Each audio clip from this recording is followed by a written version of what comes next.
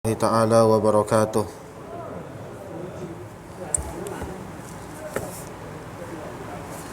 A'udzu billahi minasyaitonir rajim. Bismillahirrahmanirrahim. Alhamdulillahi rabbil alamin. Wassalatu wassalamu ala asyrafil anbiya'i wal mursalin wa ala alihi wa ashabihi ajma'in. Allahumma salli wa sallim ala sayyidina Muhammad wa ala alihi wa ashabihi wa man tabi'ahum bi ihsanin ila yaumiddin. Rabbi shrah li sadri wa yassir li amri wahlul 'uqdatam min lisani yafqahu qawli. Qalu subhanaka la ilma lana illa ma 'allamtana innaka antal alimul hakim. Amma ba'd. Alhamdulillah, yang saya hormati Tuan Pengerusi, Tuan Imam, Tuan Bilal, Tuan-tuan guru, ahli jawatan kuasa masjid, muslimin muslimat yang dirahmati Allah sekalian. Syukur kepada Allah Subhanahu wa ta'ala kerana pada malam ni dapat kita berkumpul, solat berjemaah, sama-sama kita niat iktikaf,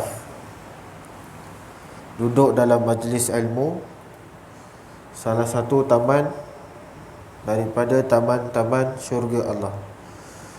Alhamdulillah, Allah kurniakan nikmat yang paling besar, nikmat iman dan juga nikmat Islam. Tuan-tuan yang dirahmati Allah, insya-Allah malam ni kita sambung Riyadhus Salihin Imam An-Nawawi rahimahullahu ta'ala. Tajuk untuk malam ni, kita akan masuk tajuk yang baru, iaitu berkaitan dengan puasa Ramadan dan perkara-perkara yang berkaitan dengan puasa. Tuan-tuan, kita sedia maklum, puasa adalah salah satu rukun Islam yang mana ianya wajib bagi setiap umat Islam untuk melaksanakan ibadah puasa, kecuali jika ada sebab-sebab yang tertentu, maka dia boleh tidak berpuasa. Seperti mana dalam firman Allah surah Al-Baqarah ayat 183, Ya ayyuhallazina amanu kutiba alaikumus siyam kama kutiba alal ladzina min qablikum la'allakum tattaqun. Ayat itu adalah dalil bagi kewajipan berpuasa. Wahai orang-orang yang beriman, diwajibkan ke atas kamu berpuasa sebagaimana diwajibkan ke atas orang-orang sebelum daripada kamu, agar kamu menjadi orang-orang yang bertakwa.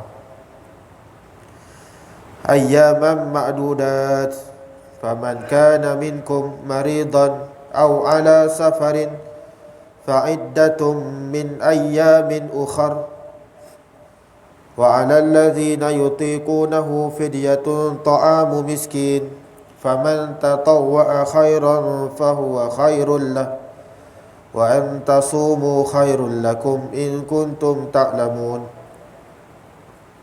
Ayat 183 dan 184. Ayat 184 menyebutkan tentang bagi mereka yang uzur, sakit, tidak mampu untuk berpuasa, ataupun mereka ni bermusafir, maka hendaklah dia qada pada hari yang lain. Fa'iddatum min ayyamin ukhar, qada hari lain. Dan jika dia mampu untuk puasa, tapi dia tak puasa, tak ganti puasa pada tahun tersebut, maka dia kena bayar fidyah, ta'amu miskin, bagi makan pada orang miskin. Jadi tuan-tuan, itu antara dalil kewajipan kita berpuasa pada bulan apa? Ramadan. Siapa cakap bulan Ramadan? Ada saya sebut Ramadan tadi? Tak ada. Kedua-dua ayat tu tak ada sebut perkataan Ramadan pun. Tapi kenapa kita puasa bulan Ramadan? Saja saya tanya. Sebab orang dulu puasa Ramadan, Ustaz, saya ikut je. Jadi kita kena tahu mana kita dapat puasa Ramadan tu. Dalam Al-Quran dia tak sebut pun puasa bulan Ramadan. Ya ayyuhallazina amanu, wahai orang beriman, kutiba alaikumusiyam, hendaklah kamu berpuasa. Tak ada pun disebut bulan Ramadan. Macam mana tu? Macam mana kita nak jawab tu kalau orang tanya? Tuan Haji, macam mana Tuan Haji boleh tahu puasa bulan Ramadan? Kita nak jawab apa? Memang saya daripada kecil dulu. Macam tu jawapan. Jawapan tu tak tepat.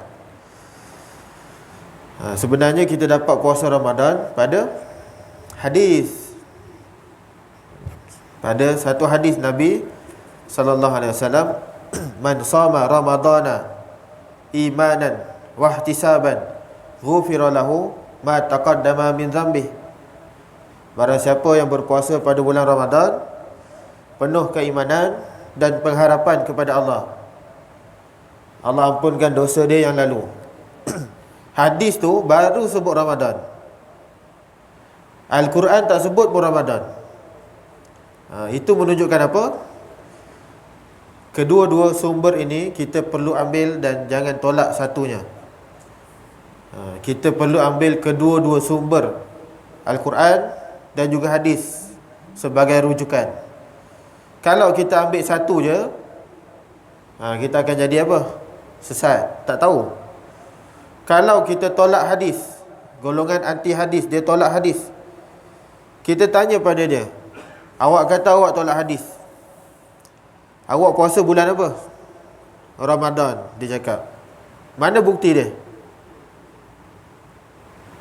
Dalam Al-Quran 183 Al-Baqarah tak sebut pun Ramadan. Kenapa awak puasa bulan Ramadan? Dekat situ anti hadis dia dah gelabah dah. Mana ada ayat Ramadan dalam ni? Betul juga. Maka dia puasa bulan apa? Dia ikut mana? Dia ikut siapa? Dia ikut hadis juga sebenarnya. Tapi dia tolak hadis. Macam mana tu? Sebab tu kita kena ambil kedua-dua sumber hukum ni sebagai rujukan utama. Jangan kita tolak salah satu dia. Kita kata kita puasa pada bulan Ramadan. Ramadan tu Allah sebut dekat mana? Nabi sebut dalam hadis, man shoma ramadana. Jelas Nabi sebut siapa yang puasa pada bulan Ramadan. Senang je. Tu jawapannya. Jadi yang melengkapkan ayat Al-Quran itu apa? Hadis. Yang melengkapkan ayat Al-Quran itu adalah hadis. Jadi tuan-tuan dan dirahmati Allah, kita dah dapat jawapan dah dekat situ. Itulah jawapannya. Hadis adalah menerangkan hukum yang ada dalam Al-Quran. Jadi kita ambil Al-Quran, kita ambil hadis. Kedua-duanya kita wajib rujuk. Wajib kita tengok dan kita ambil sebagai rujukan utama. Tak boleh kita tolak salah satunya. Tak boleh. Jadi tuan-tuan dapat dekat situ Ramadan, puasa adalah pada bulan Ramadan. Jadi bagi mereka yang tak mampu, mereka boleh ganti puasa pada bulan lain. Ganti puasa pada bulan lain. Dia sakit, bulan Ramadan dia sakit, ganti puasa bulan lain. Bulan Ramadan dia musafir, ganti puasa pada bulan lain. Kalau dia tak sempat ganti tahun tu, maka dia kena bayar fidyah. Itu saja. Senang saja dia punya perkiraannya. Berapa fidyah kita kena bayar, yang tu kita boleh rujuk pada pusat zakat. Nanti dia akan tolong kira. Jadi tuan-tuan, hadis ayat Al-Quran ini juga menunjukkan kepada kita bahawasanya Islam tidaklah membebankan umatnya. Islam tak paksa pun kita ni. Kalau tak mampu, tak payah buat pun tak apa. Tapi kenalah buat sesuatu ganti. Kenalah qada, kenalah bayar fidyah. Ada sebab-sebab yang munasabah, maka kita boleh tak puasa. Jadi Islam bukanlah agama yang menyusahkan umatnya. Islam agama yang mudah. Islam agama yang mudah. Jadi kita perlu bersyukur kepada Allah Subhanahu Wa Taala kerana Allah telah memudahkan penganut-penganutnya untuk beribadah kepadanya. Tapi kalau kita mampu untuk buat, kita buatlah puasa tu. Macam musafir. Kalau musafir setakat daripada sini pergi Kuala Lumpur tu, memanglah dah 2 marhalah. Tapi boleh je puasa, tak penat pun. Jadi puasalah. Kalau tak tahan, pergi berhenti dekat R&R, tak tahan tengok ayam goreng, bolehlah buka sebab kita musafir. Tak ada masalah pun. Tapi sebaiknya tahan. Tuan-tuan yang dirahmati Allah, itulah dalil kewajipan berpuasa. Surah Al-Baqarah 183, 184 dan 185, 3 ayat. Manakala dalam hadis Nabi SAW daripada Abu Hurairah radhiyallahu taala anhu, anna Rasulullah sallallahu alaihi wasallam qala, sumu li ru'yatihi wa aftiru li ru'yatihi, fa in ghabiya alaikum fa akmilu iddata sya'bana salasina, fa in ghumma alaikum fasumu salasina yauman. Rasulullah sallallahu alaihi wasallam bersabda, berpuasalah kamu kerana telah melihat anak bulan Ramadan, dan berbukalah setelah kamu melihat anak bulan Syawal. Maka Nabi sebut apa? Kalau kita nampak anak bulan, maka kita kena puasa besok. Kalau nampak anak bulan hari ni, kita kena besok raya. Itu cara dia, kaedah dia begitu. Nampak anak bulan Ramadan, puasa. Nampak anak bulan Syawal, raya besok. Jika tak nampak, terlindung, anak bulan tu terlindung, tak nampak, teropong-teropong tak nampak, maka genapkanlah hitungan bulan Syakban menjadi 30 hari.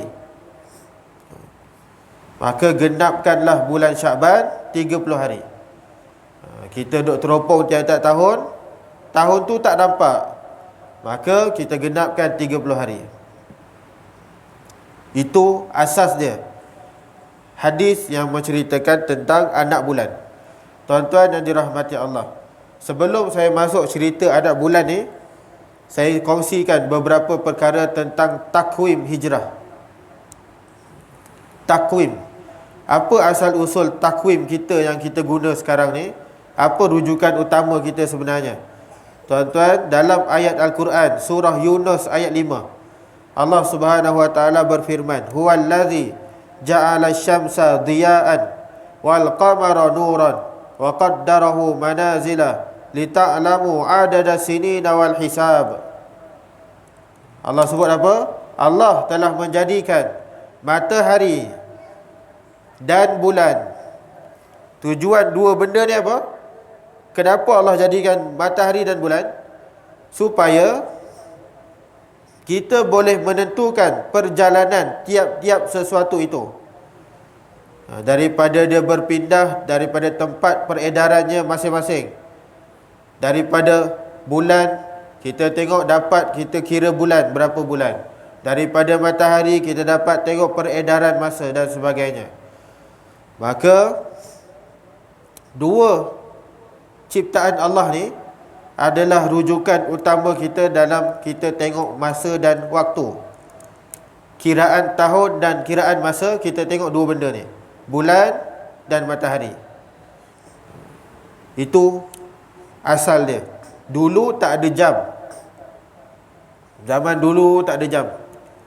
Bila ada orang yang cipta jam, barulah kita boleh tengok jam sampai sekarang, masa macam sekarang ni. Jadi tak payah dah tengok matahari, kita boleh tengok jamnya.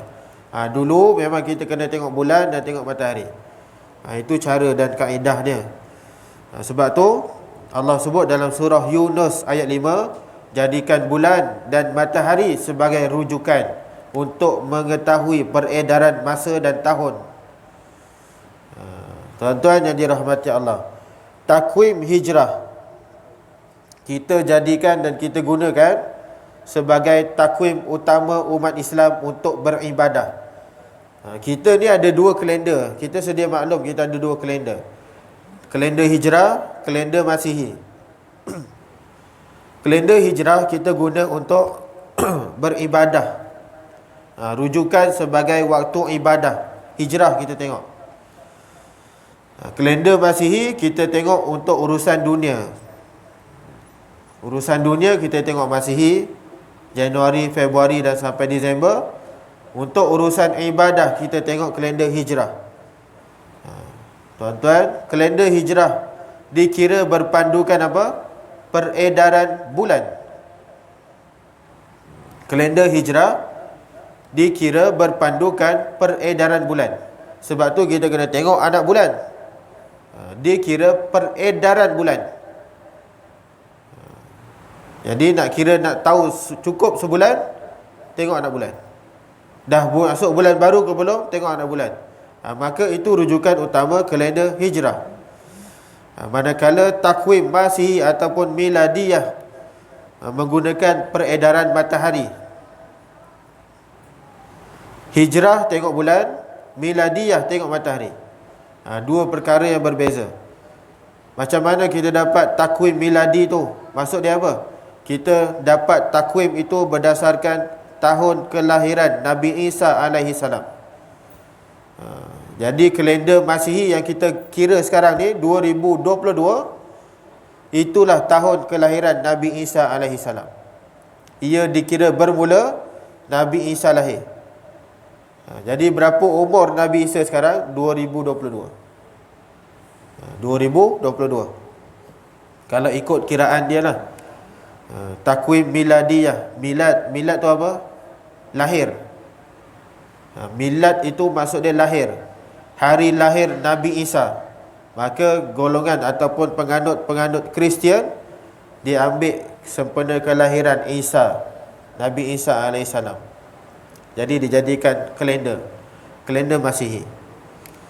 Jadi tuan-tuan yang dirahmati Allah, dua kalender yang kita guna, kalender Hijrah dan kalender Masihi. Jadi kita sebagai umat Islam perlu untuk jadikan kalender Hijrah sebagai rujukan utama. Tapi nak tak nak kita kena guna juga kalender Masihi.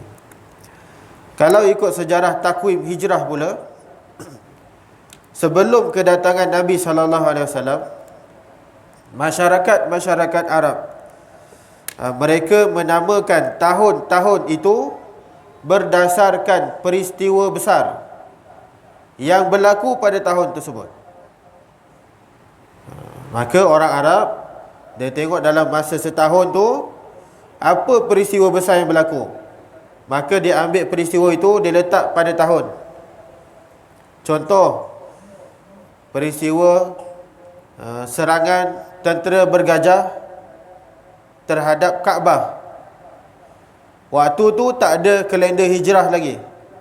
Jadi kita tak tahu berapa Hijrah. Memang tak ada pun, sebab tak mula lagi kira.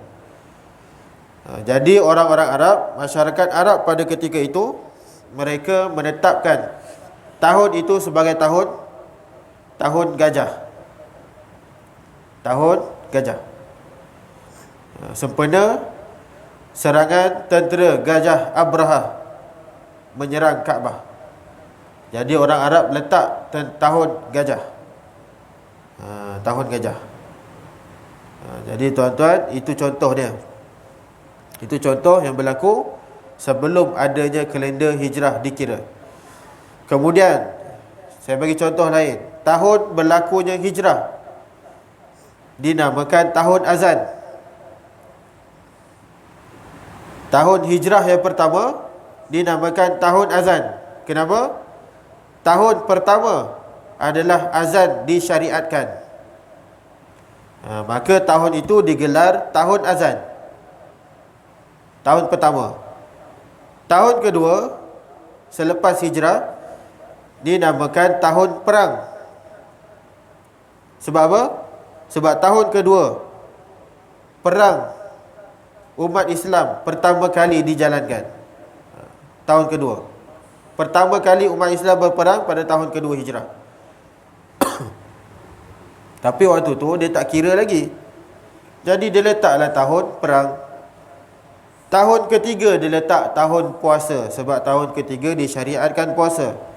Tahun ke-10 dinamakan tahun wadak, tahun perpisahan. Sebab apa? Sebab tahun ke-10 adalah tahun di mana Nabi menjalankan ibadah haji wadak yang terakhir. Haji yang terakhir, haji perpisahan. Maka dinamakan tahun ke-10 itu sempena haji wadak, dan dinamakan tahun wadak, tahun perpisahan. Jadi waktu itu memang tak ada kira lagi tarikh hijrah ni. Habis tu bila tarikh hijrah bermula? Tarikh hijrah bermula dikira, diperkenalkan pada tahun 17 hijrah. Tahun hijrah mula diperkenalkan pada tahun 17 hijrah, ketika pemerintahan Saidina Umar Al-Khattab. Waktu tu dia jadi khalifah yang kedua.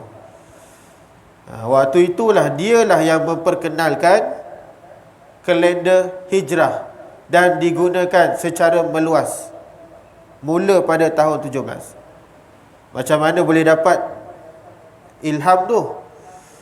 Satu hari Umar Al-Khattab dia dapat 3 pucuk surat. Umar Al-Khattab dia dapat 3 pucuk surat. Surat yang pertama daripada Abu Musa Al-Ash'ari. Surat Abu Musa ni tak ada tarikh, hari pun tak ada, bulan pun tak ada, tahun pun tak ada. Jadi Umar Al-Khattab dia pening. Abu Musa dia tulis surat ni bila? Dia tak tahu. Dia jadi pening. Tantah ni surat dah lama baru sampai. Jadi Umar Al-Khattab dia keliru dengan surat tersebut. Surat pertama. Surat yang kedua, dia dapat surat daripada gubernurnya di Mesir, Amru bin Al-As. Gubernur di Mesir, dia tulis apa? Dia tulis bulannya, bulan Syakban. Tapi tahun tak ada. Ini Syakban bila? Tahun lepas, 10 tahun lepas. Jadi Umar pun pening dengan surat ni. Ini bilalah Amru tulis surat ni. Surat yang kedua. Manakala dia dapat surat yang ketiga daripada sahabat Nabi Ya'la bin Umayyah daripada Yaman. Ya'la tulis surat, ada hari, ada bulan, ada tahun. Dekat situ Umar rasa apa? Seronok baca. Dia tahu Ya'la kirim surat pada tarikh sekian-sekian, hari sekian, bulan sekian, tahun sekian. Barulah dia seronok tengok, oh inilah tarikh yang sebenarnya. Maka tuan-tuan yang dirahmati Allah, Umar Al-Khattab pun dia panggil sahabatnya bermesyuarat. Dia bermesyuarat, kemudian ditetapkan takwim Islam hijrah bermula diperkenalkan pada tahun 17 hijrah. Dikira bermula bila? Hijrah Nabi ke Mekah, ke Madinah, tarikh hijrah dikira bermula hijrah Nabi daripada Mekah ke Madinah. Itulah permulaan tarikh hijrah dikira. Jadi sekarang 1444. Maka kita dapat tahu peristiwa hijrah bermula 1444 yang lalu. Tuan-tuan, dikira bermula hijrah Nabi daripada Mekah ke Madinah. Tuan-tuan yang dirahmati Allah, antara fakta yang menarik saya dapat apa dia? 1 Muharram, 1 hijrah. Berapa tarikh Masihi dia? Bila saya baca, saya dapat satu fakta yang menarik. 1 Muharram, 1 hijrah. Bila tarikh Masihi dia? 16 Julai 622 Masihi. Itu tarikh 1 Muharram, 1 hijrah. Menarik tu. 16 Julai 622 Masihi. Jadi Nabi hijrah pada tahun 622 Masihi. Tuan-tuan yang dirahmati Allah. Jadi itu antara perkenalan ataupun bermulanya takwim hijrah diperkenalkan kepada seluruh umat Islam di dunia ni. Sampai sekarang kita guna takwim hijrah itu. Macam mana dikira? Beza takwim hijrah dengan takwim Masihi ni, beza dia pada hari. Takwim hijrah dia kurang 11 hari. Kurang 11 hari. Takwim Masihi 365 hari. Jadi kalender hijrah 354 hari setiap tahun. Sama ada 10 ataupun 11 hari. Dia akan beza kat situ. Kalau hijrah Masihi punya 365, hijrah 354. Jadi sebab tu kita setiap tahun makin tahun makin cepat kita puasa. Hari tu bulan 4, kejap lagi bulan 3, kejap lagi bulan 3, bulan 3, bulan 2. Begitulah seterusnya. Dan yang menarik dia apa? Putaran hijrah itu, putaran dia akan balik semula 33 tahun akan datang. Balik semula pada 33 tahun akan datang. Mudah faham dia macam ni. 1 Muharram 1444 Hijrah sama dengan 1 Januari. Contoh 1 Muharram 1 Januari. Jadi nak balik pada tarikh yang sama 33 tahun akan datang. Ulama ilmu falak dah kira dah. Ilmu falak dah kira 1 Januari 1 Muharram. Kalau nak balik pada tarikh yang sama, tahun 33 tahun akan datang. Dia akan balik 1 Januari 1 Muharram. Begitulah cerita dia. Itu pun fakta yang menarik. Jadi setiap 33 tahun kita akan raya pada Januari. Contohnya lah 1 Muharram 1 Januari, 33 tahun akan datang, akan tarikh yang sama.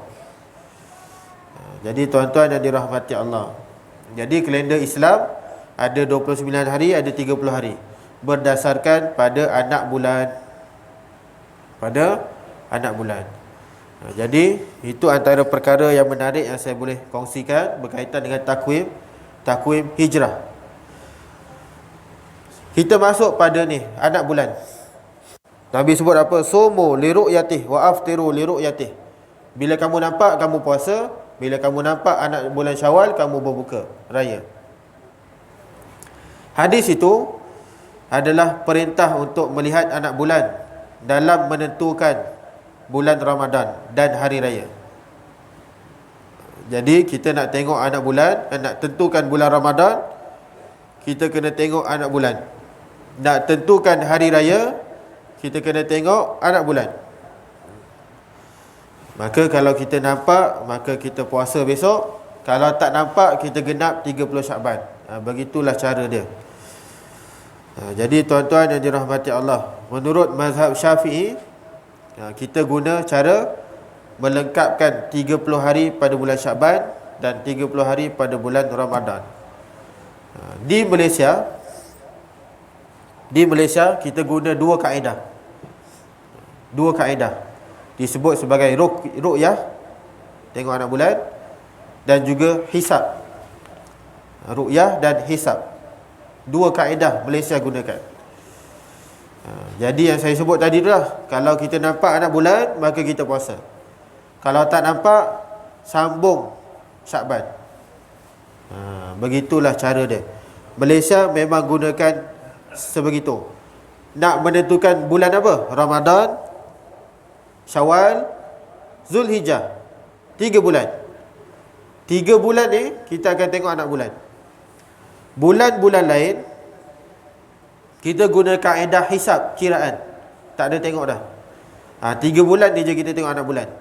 Bulan-bulan lain, Muharram, Safar, Rabiul Awal, Rabiul Akhir, kita guna kaedah hisab, kiraan. Jadi tuan-tuan, di Malaysia kita guna dua kaedah, ru'yah, hisab. Ru'yah dan hisab. Fakta yang menarik juga saya dapat, adalah antara pertama kali kita teropong anak bulan, bukan bulan Ramadan. Pertama kali kita tengok anak bulan adalah pada tahun 1934. Tengok anak bulan, bukan anak bulan Ramadan, anak bulan. Saja nak try, nak test pertama kali. 1934. Waktu tu Jepun pun belum datang. Betul lah. Jepun datang tahun berapa? 1940 kan. Lebih kurang lah. Jepun pun tak jumpa lagi ni teropong ni. Agaknya lah.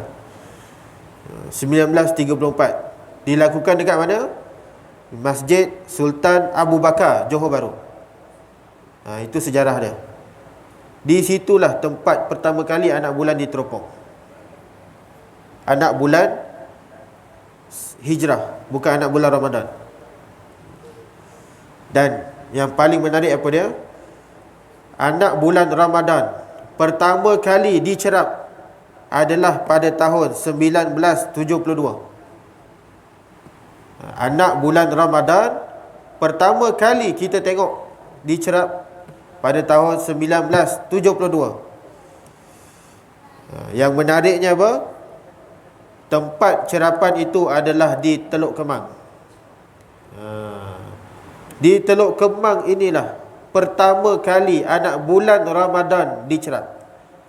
Di Malaysia ni, situlah tempat dia. Popular Teluk Kemang ni sebenarnya.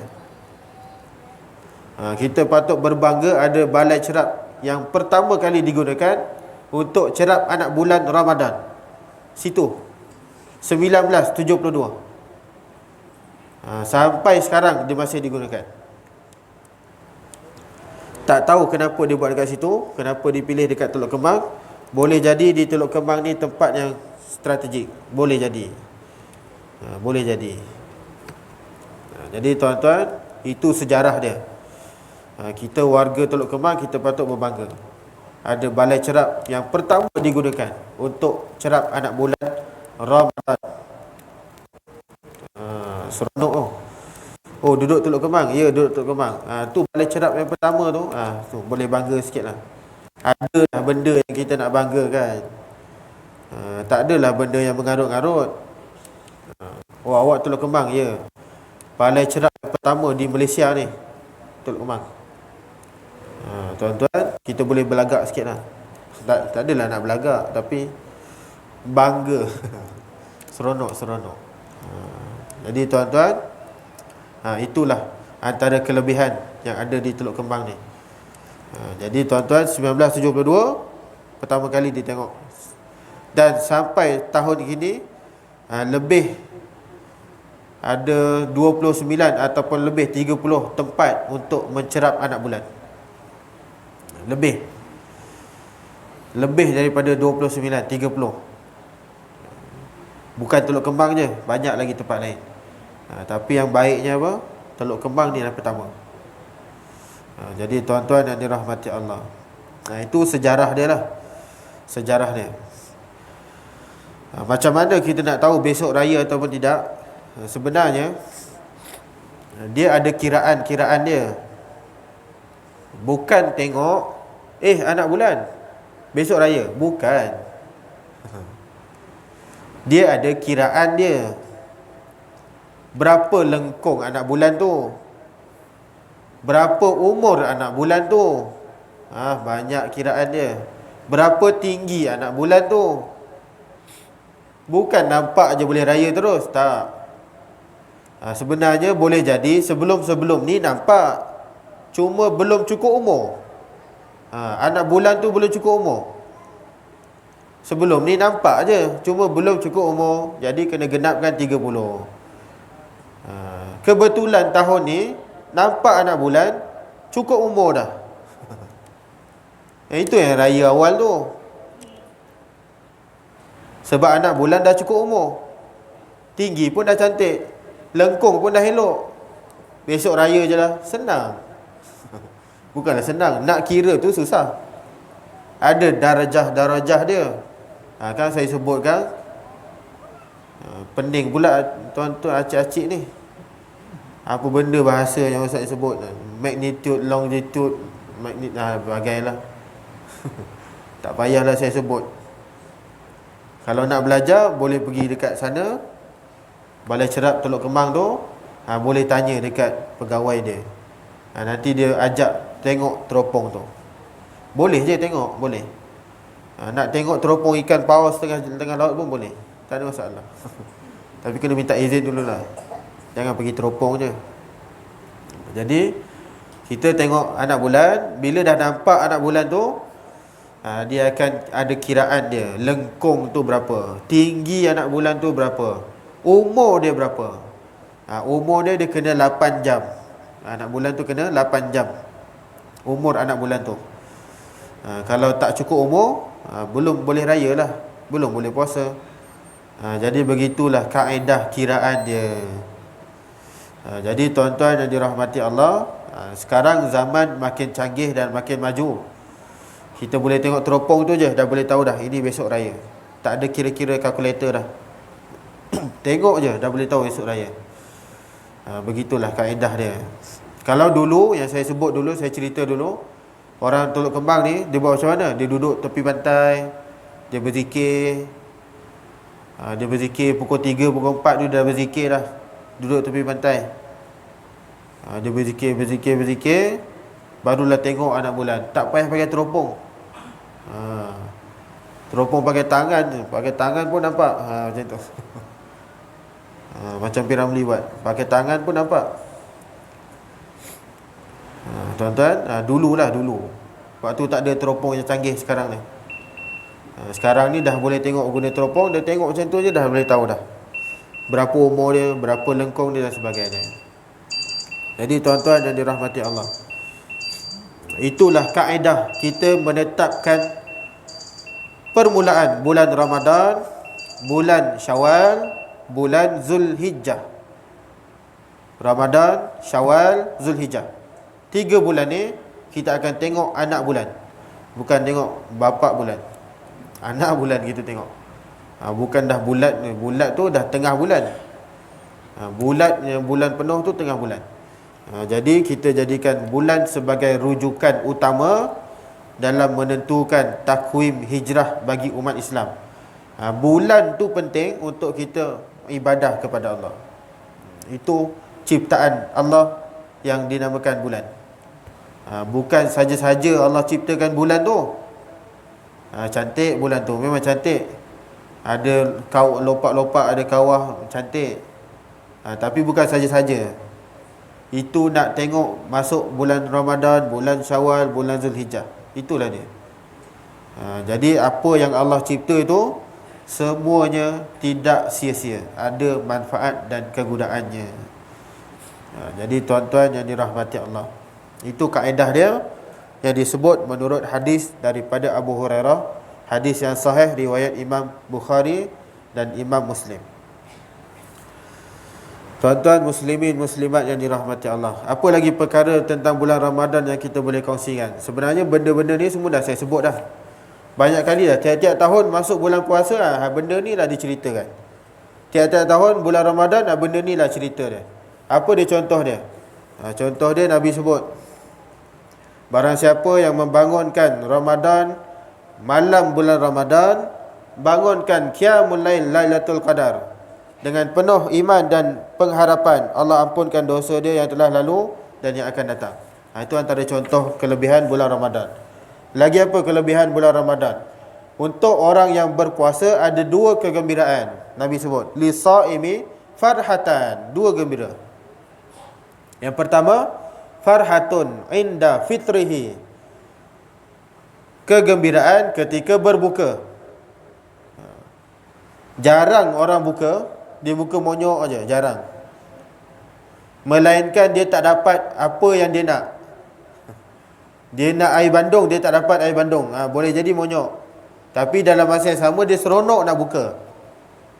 Walaupun dia tak dapat air yang dia nak tu. Jarang saya jumpa. Bukan jarang, tak ada pun. Orang buka memang seronok punya. Buka tu lah orang berebut-rebut nak makan, berebut-rebut nak seronok, rasa seronok.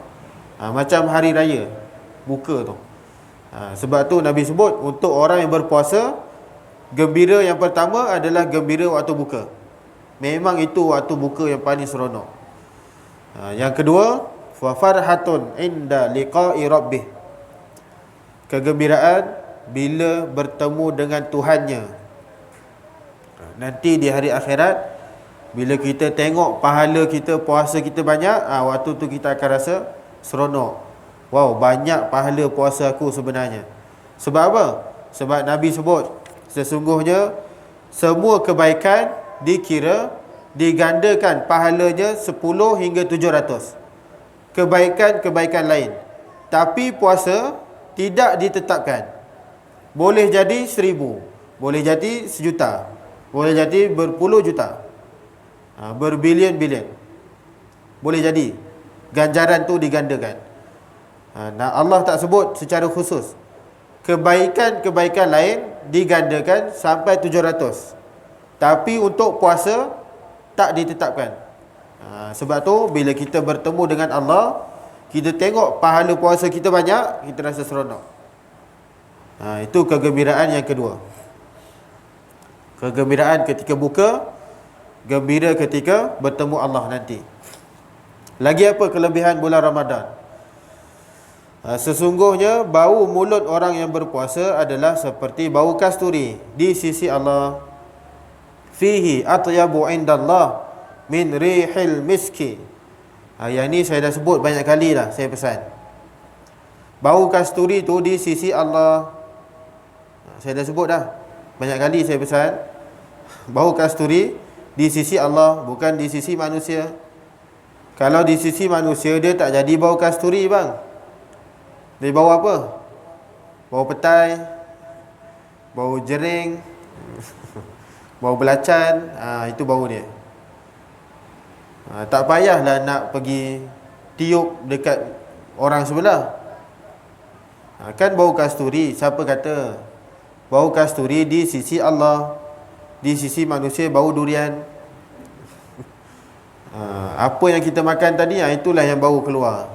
Janganlah suka-suka hati tiup dekat muka orang. Walaupun memang sebut Allah, Nabi sebut bau kasturi di sisi Allah, tapi bukan di sisi manusia. Itu kelebihannya. Lagi apa kelebihan puasa? Wasiyamu junnatun.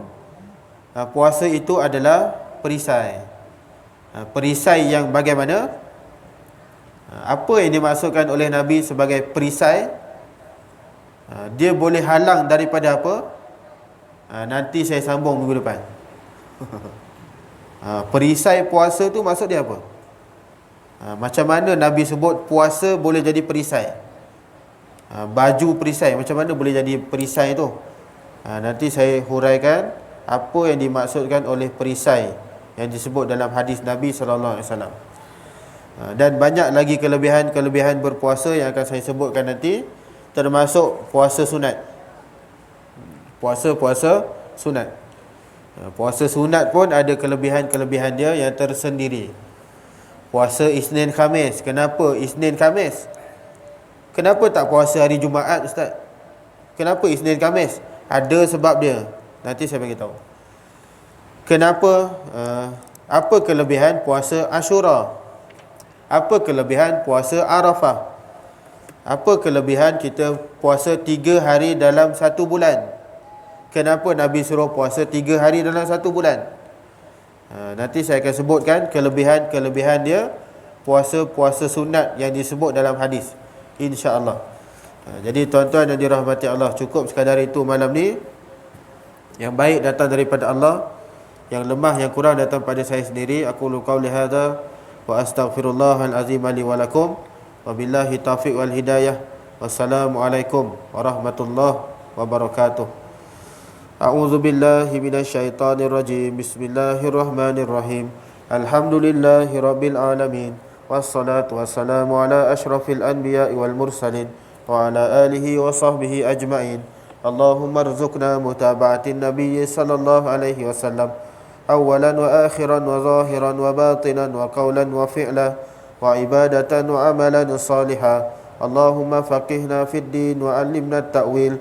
Rabbana atina fid dunya hasanah وفي الآخرة حسنة وقنا عذاب النار وصلى الله على سيدنا محمد وعلى آله وصحبه وسلم والحمد لله رب العالمين. تقبل الله منكم